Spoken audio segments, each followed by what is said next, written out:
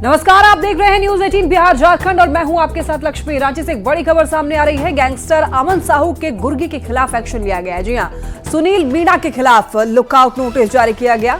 बता दें आपको, गैंग का टेक्निकल एक्सपर्ट है ये सुनील मीणा। राजस्थान का रहने वाला है ये आरोपी सुनील मीणा।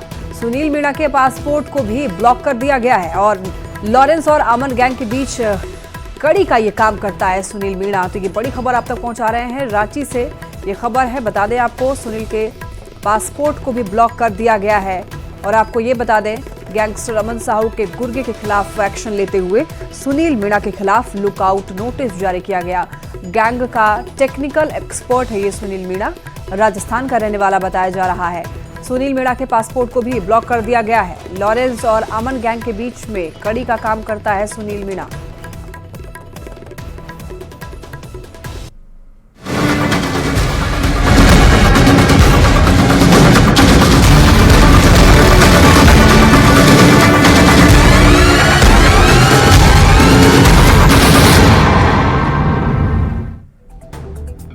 झारखंड में टेंडर कमीशन घोटाले के आरोप में जेल में बंद आलमगीर आलम ने मंत्री पद से इस्तीफा दे दिया है। बीते कुछ महीनों से जारी ईडी एक्शन के बीच हेमंत सोरेन के बाद वो दूसरे नेता हैं जिन्होंने भ्रष्टाचार के आरोप के बाद इस्तीफा दिया है। क्या है ये पूरा मामला और इस्तीफे ने कैसे प्रदेश में हलचल तेज कर दी है, इस रिपोर्ट के जरिए देखिए।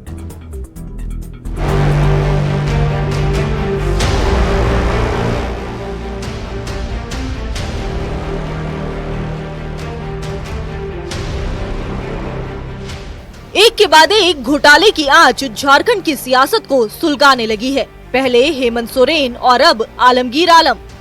भ्रष्टाचार के आरोपों में फंसे नेताओं के इस्तीफे का दौर जारी है। टेंडर कमीशन घोटाले में गिरफ्तार हुए मंत्री आलमगीर आलम ने भी मंत्री पद से इस्तीफा दे दिया है।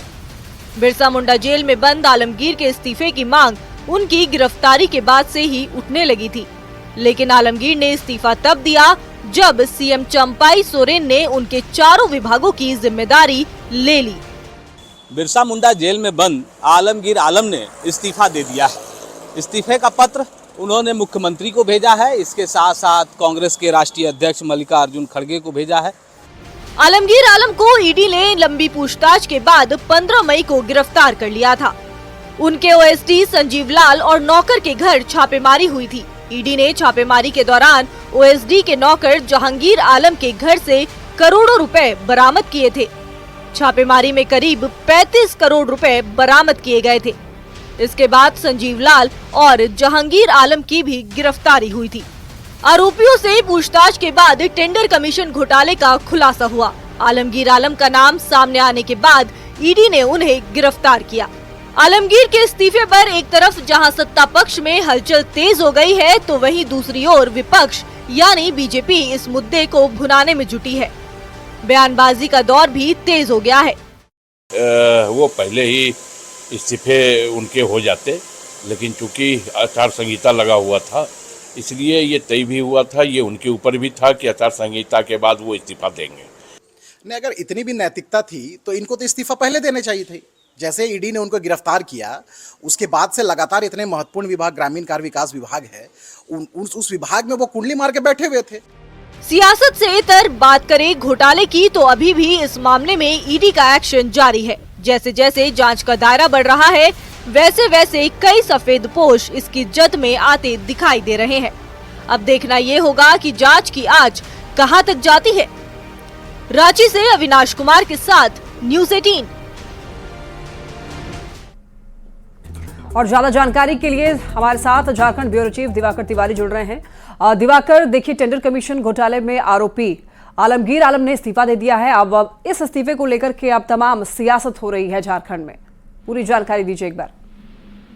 देखिए, आलमगीर आलम के इस्तीफे के बाद एक सवाल उठना शुरू हो गया है कि क्या किसी नए सदस्य को मंत्रिपरिषद में जगह दी जाएगी, क्योंकि आलमगीर आलम ने इस्तीफा दिया है और अब 4 महीने रह गए हैं विधानसभा चुनाव के नोटिफिकेशन को लेकर, और चुनाव आयोग संभवतः अक्टूबर में नोटिफिकेशन जारी करेगी। तो उससे पहले क्या 3 से 4 महीने जो है, जो अभी बचे हुए कार्यकाल हैं इस विधानसभा के, तो क्या किसी सदस्य को मंत्री बनाया जा सकता है? इसको लेकर कांग्रेस में काफी चर्चा है और कांग्रेस के जो माइनॉरिटी से ताल्लुक रखने वाले नेता हैं वो लगातार जो है पार्टी के शीर्ष नेताओं को कन्विंस करने में लगे हुए हैं कि उनको मौका दिया जाए, भले ही कम महीने रह गए हैं लेकिन वो उन्हें अवसर दिया जाए और वो जो मौका है उसको वो बेहतर परफॉर्मेंस करके पार्टी के हित में काम करेंगे। तो अब देखने वाली बात होगी कि मुख्यमंत्री ने तमाम जो विभाग जो है आलमगीर आलम के पास थे वो अपने पास रखते हैं, क्योंकि जो सूत्र बता रहे हैं मुख्यमंत्री अपने पास ही ये विभाग रखेंगे और अभी फिलहाल किसी नए जो है मंत्री का शपथ ग्रहण नहीं होगा और उन्हें ये जिम्मेदारी नहीं सौंपी जाएगी। तो फिलहाल आलमगीर आलम के इस्तीफे के बाद जो राजनीति तेज हुई है वो यही हुई है कि कांग्रेस से लोग चाहते हैं, कांग्रेस से कई जो विधायक हैं वो इस रेस में हैं। लेकिन देखिए दिवाकर, ये जो साल है वो झारखंड के लिहाज से बेहद महत्वपूर्ण है, क्योंकि आने वाले समय में विधानसभा चुनाव होना है और ऐसे में पहले हेमंत सोरेन का इस्तीफा देना और उसके बाद आलमगीर आलम का इस्तीफा, वो भी भ्रष्टाचार के मामले में दोनों आरोपी हैं। तो क्या इसका असर जो है वो चुनाव में देखने को मिलेगा, विधानसभा चुनाव में?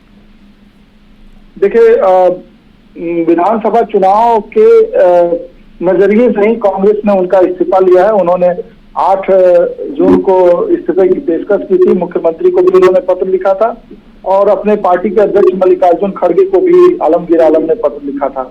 तो पार्टी जरूर जो है फूक फूक कर कदम उठा रही है और करप्शन के जब मामले आते हैं, आप देखिए कि पिछले महीनों की बात है, अभी ज्यादा वक्त नहीं गुजरा है, जब धीरज प्रसाद साहू के खिलाफ जो है एजेंसी कार्रवाई कर रही थी और उनके पास से जो है बड़ी तादाद में जो है बड़ी मात्रा में पैसे बरामद हुए थे, तो कांग्रेस के जो आला नेता है उन्होंने अपने आप से उनको अलग कर दिया था और जयराम रमेश ने तो खुलकर जो है ट्वीट भी किया था। बिल्कुल दिवाकर, साफ तौर पर देखा जा सकता है कि अब झारखंड की सियासत जो है वो और तेज हो गई है इस मामले को लेकर। फिलहाल आपका बहुत शुक्रिया तमाम जानकारियों के लिए। तो एक बड़ी खबर है, आज से सीएम चंपाई समीक्षा बैठक करने वाले हैं। 2 दिनों तक चलने वाली है ये समीक्षा बैठक और आपको बता दें कि विभागवार समीक्षा बैठक की जाएगी।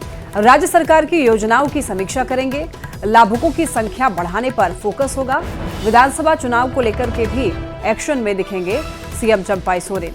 झारखंड मंत्रालय से ज्यादा जानकारी दे रहे हैं न्यूज 18 संवाददाता अविनाश कुमार। आज से सीएम चंपाई सोरेन समीक्षा बैठक करेंगे। 2 दिनों तक ये समीक्षा बैठक होनी है और अगर हम विभागों में चल रही योजनाओं के नज़रिए से देखें तो ये बैठक बहुत महत्वपूर्ण हो जाता है। ये बैठक इसलिए भी महत्वपूर्ण है क्योंकि लोकसभा चुनाव के बाद अगर हम विधानसभा चुनाव की बात कर लें तो बहुत कम वक्त बचा है और इस कम वक्त में सरकार चाहती है कि ज़्यादा से ज़्यादा योजनाओं को लाभुकों तक पहुँचाया जा सके।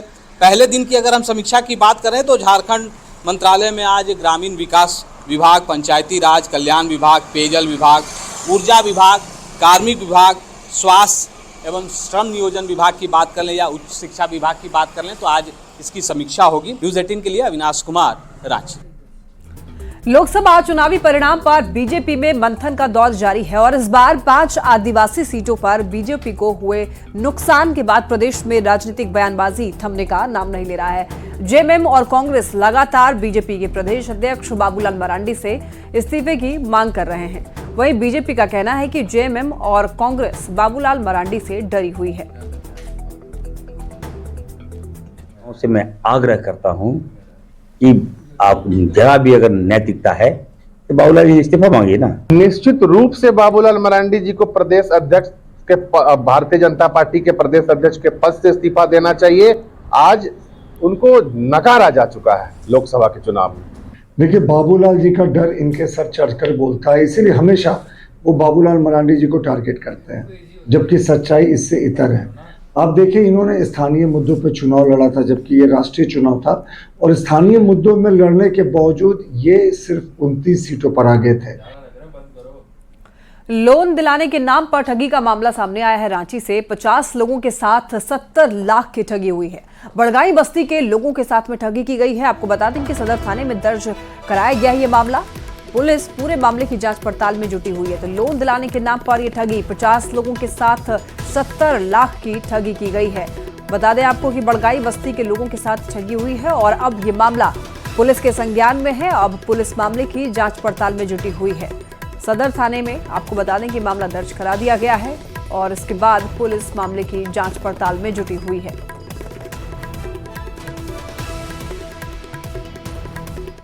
धनबाद में बीजेपी की जीत और तीसरी बार एनडीए सरकार बनने की खुशी में पार्टी कार्यकर्ता जीत का जश्न मनाते हुए थक नहीं रहे हैं। झरिया में बीजेपी नेताओं ने लोगों के बीच मिठाइयां बांट करके जश्न मनाया। इस दौरान बीजेपी प्रदेश चलिए सीधे लिए चलते हैं, आपको लाइव तस्वीरें दिखाएंगे। चिराग पासवान पद ग्रहण कर रहे हैं।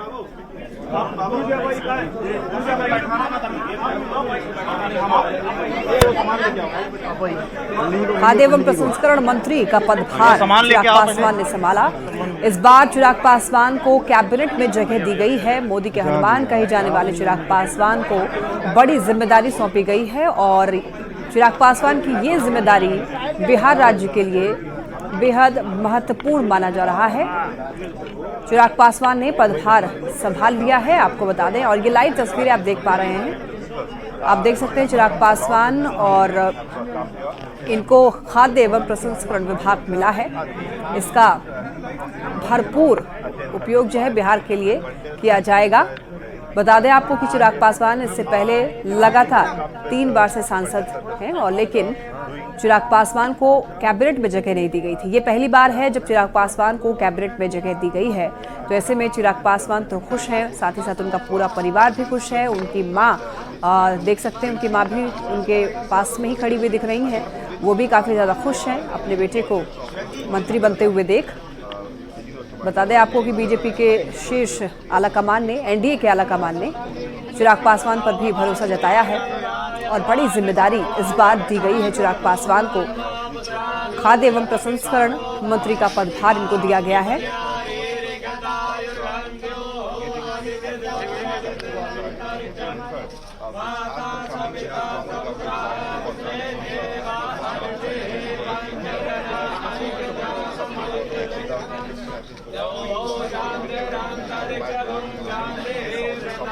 तो देख सकते हैं ये लाइव तस्वीरें हैं दिल्ली से। ये लाइव तस्वीर अपनी मां के साथ कुछ गुफ्तगू करते हुए चिराग पासवान नजर आ रहे हैं।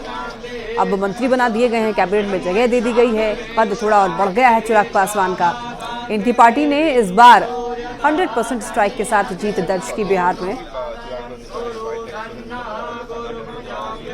कोडरमा से एक बड़ी खबर सामने आ रही है। विधायक डॉक्टर नीरा यादव की कार चोरी हुई। घर के पास से ही स्कॉर्पियो गाड़ी चोरी हो गई है। पुलिस मामले की जांच पड़ताल में फिलहाल जुटी हुई है। तो विधायक डॉक्टर नीरा यादव की कार चोरी हो गई, एक बड़ी खबर। घर के पास से ही चोरी हुई स्कॉर्पियो गाड़ी।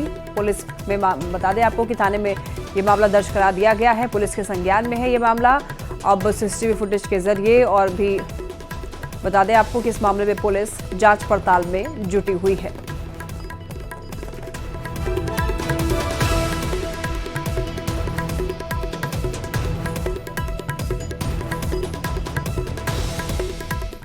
गिरिडीह के मुफस्सिल थाना क्षेत्र में सीसीएल के सुरक्षा गार्ड रिंकू कुमार पर जानलेवा हमला हुआ। अज्ञात अपराधियों ने धारदार हथियार से उस पर वार किया। घटना को लेकर के सीसीएल से मिली जानकारी के अनुसार बीती रात लगभग 10 बजे रिंकू ड्यूटी जा रहा था। इसी बीच अचानक से अज्ञात लोगों ने उसकी आंख पर मिर्च पाउडर डालकर हमला किया, जिसके बाद घायल सीसीएल गार्ड को इलाज के लिए रांची रेफर कर दिया गया। फिलहाल पुलिस पूरे मामले की जांच पड़ताल कर रही है। सिक्योरिटी गार्ड था, नाइट शिफ्ट में ड्यूटी आ रहा था और उसी में सोलर प्लांट जो है और हॉस्पिटल का बीच में उसी जगह में उसको जो रिपोर्ट मिला है कुछ कोयला चोर या लोहा चोर मिल के उसको पीटा। और अशोक मंडल बोल के एक और गार्ड था जो ड्यूटी करके लौट रहा था, तो वही देखा तो फिर पेट्रोलिंग वाला टीम लाकर यहाँ पर हॉस्पिटल में लाया। गढ़वा से बड़ी खबर, 45 डिग्री पहुंचा गढ़वा का तापमान। भीषण गर्मी से जिलेवासी परेशान। मौसम विभाग ने येलो अलर्ट जारी किया है। गर्मी से फिलहाल राहत की उम्मीद नहीं जताई जा रही है। तो आपको बता दें कि 45 डिग्री पहुंचा है गढ़वा का पारा। यहां पर भीषण गर्मी से यहां के जो निवासी हैं वो परेशान हैं। मौसम विभाग ने येलो अलर्ट जारी कर दिया है। फिलहाल गर्मी से राहत की भी उम्मीद नहीं है। बता दें आपको कि मॉनसून जो है वो लगभग 15-16 जून के बाद दस्तक दे सकता है। तो उससे पहले फिलहाल गर्मी से राहत नहीं है। मौसम विभाग ने भी येलो अलर्ट जारी कर दिया है। फिलहाल भीषण गर्मी से लोगों को राहत नहीं मिलने वाली है। रांची समेत राज्य भर में गर्मी और हीट वेव से लोग परेशान हैं। ज्यादातर शहरों का तापमान 40 डिग्री के पार चला गया है। वहीं रांची के कुछ हिस्सों में बारिश होने के बाद भी राहत नहीं मिल पा रही है। मौसम वैज्ञानिक ने बताया कि जुलाई में अच्छी बारिश हो सकती है और पिछले साल की तुलना में इस साल अच्छी बारिश की उम्मीद है। देखिए न्यूज 18 संवाददाता अविनाश कुमार की रिपोर्ट।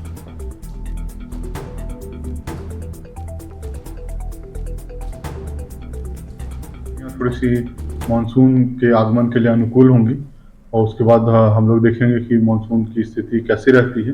तो अभी तक मान के चलिए कि 15 के बाद स्थिति थोड़ी सी अनुकूल होने की संभावना जताई जा रही है।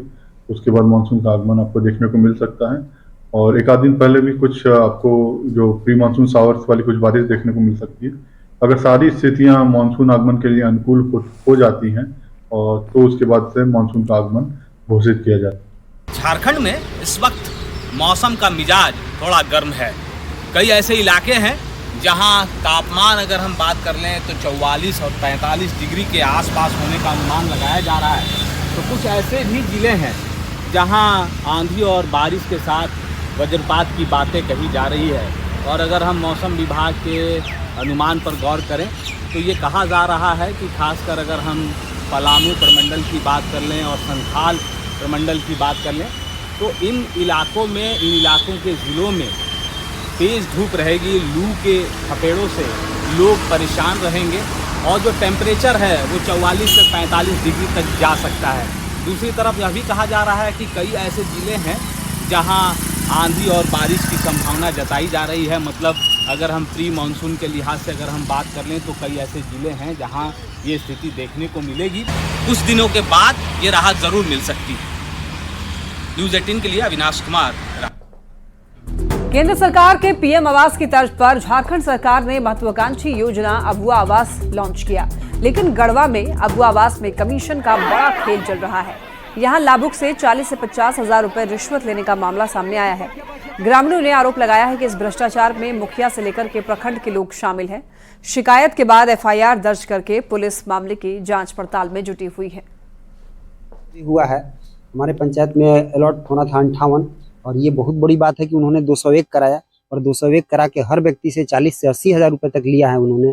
और ऐसे ही व्यक्ति को पैसा आवास दिया है जिनके पास पैसा था। गरीब लोगों को एक भी आवास नहीं हुआ है। गोंता पंचायत में अबुआ आवास पर लिया जा रहा है असूली पैसा, किसी से 40 हजार, किसी से 50 हजार, किसी से 60, किसी से 80। मतलब जो व्यक्ति मतलब जिसका पक्का का घर है उसको नाम काट के दूसरा के दिया जा रहा है। मिट्टी वाली जिसको आया है उसको काट के दे दिया जा रहा है पक्का के। शिकायत कुछ सदस्य, वार्ड सदस्य लोग और कुछ ग्रामीण आए थे और उन्होंने बोला कि मुखिया पति ने हमसे पैसा लिया है और उन्होंने लिख के दिया। तो ऐसे में तो निश्चित रूप से एफआईआर का मामला बनता है और मैंने वीडियो को इंस्ट्रक्शन दिया है कि वो एफआईआर शीघ्र करें, 24 घंटे के अंदर करें। संभवतः एफआईआर हो भी गया है। मैं सभी जिला वासियों को, ग्रामीण वासियों को, हमारे पदाधिकारियों को ये स्पष्ट आपके माध्यम से कहना चाहूँगा कि इस योजना में अगर कोई भी व्यक्ति रिश्वत की मांग करता है तो निश्चित रूप से संज्ञान में आने पर कड़ी एवं सख्त कार्रवाई होगी। गोंदा पंचायत की जो मुखिया है उनके पति के ऊपर ये आरोप लगा है कि अबुआ आवास जो झारखंड सरकार की योजना है उसमें वो अवैध वसूली का उन पर आरोप लगा है। इस संदर्भ में एफआईआर जो है मेरा थाने में किया। और एक बड़ी खबर है, रांची से सब्जी कारोबारी की गोली मारकर हत्या कर दी गई। रिश्तेदार पर हत्या करने का आरोप लगा है। पुलिस मामले की जांच पड़ताल में जुटी है। तो देखिए, सब्जी कारोबारी की गोली मारकर हत्या कर देने की खबर सामने आ रही है। रांची से ये जानकारी मिल रही है। बताते चले आपको कि हत्या का आरोप जो है वो रिश्तेदार पर ही लगा है, यानी कि जो सब्जी कारोबारी है उसके ही रिश्तेदार पर हत्या कर देने का आरोप लगा है। पुलिस के संज्ञान में है अब ये मामला। आपको बता दें कि इस मामले को लेकर के पुलिस जांच पड़ताल में जुटी हुई है। बाकी लोगों से पूछताछ पुलिस कर रही है। जमशेदपुर पुलिस को एक बड़ी सफलता हाथ लगी है। 6 महीने में पुलिस ने आपराधिक मामले में कुल 84 अपराधियों को गिरफ्तार किया है। पुलिस ने आरोपियों से 49 हथियार, 184 कारतूस बरामद किया है। सिटी एसपी मुकेश लुनायत ने बताया कि अपराधियों की एक लिस्ट तैयार की गई थी। इसके बाद एक विशेष टीम का गठन किया गया था और टीम ने कार्रवाई करते हुए अब तक 49 लोगों को हिरासत में लेकर के जेल भेज दिया है। फिलहाल में कुछ घटनाएं हुई इस शहर में हुई, तो कुल मिलाकर इस वर्ष में 1 जनवरी से लेकर अब तक विभिन्न कांडों में जमशेदपुर पुलिस द्वारा 49 हथियार बरामद किए गए हैं। कुल 184 कारतूस बरामद किए गए हैं। इसी के साथ आर्म्स एक्ट से संबंधित कांडों में कुल 88 गिरफ्तारियां हुई हैं।